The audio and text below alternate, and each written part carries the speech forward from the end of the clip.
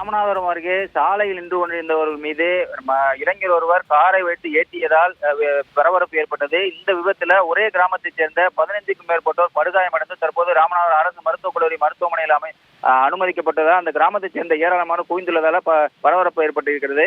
ராமநாதபுரம் கிழக்கு கடற்கரை சாலை அருகே உள்ளது அம்மங்கோயில் கிராமம். இந்த கிராமத்தைச் சேர்ந்த இளைஞர்கள் மற்றும் பெரியவர்கள் சாலையோரத்தில் இன்று சரியாக ஒரு 7 மணி அளவில் நின்று கொண்டிருந்ததாக தெரிகிறது.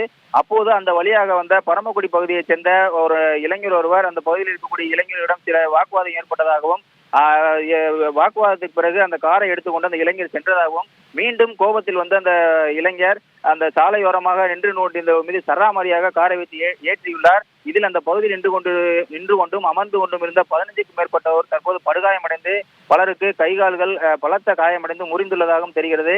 படுகாயமடைந்த நபர்கள் 15க்கும் மேற்பட்டோர் தற்போது ராமநாதபுரம் அரசு மருத்துவக் கல்லூரி மருத்துவமனைக்கு சிகிச்சைக்காக கொண்டு வரப்பட்டுள்ளனர். அங்கு அவர்களுக்கு சிகிச்சை அளிக்கப்பட்டு வருகிறது.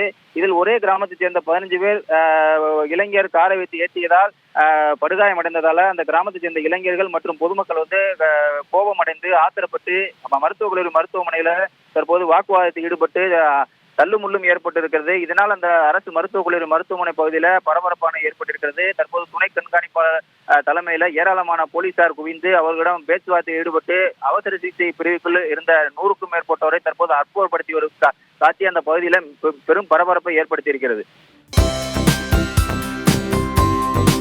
தந்தி டிவியை உங்கள் கேபிள் டிவி ஆபரேட்டரிடம் இலவசமாக கேட்டு பெறுங்கள்.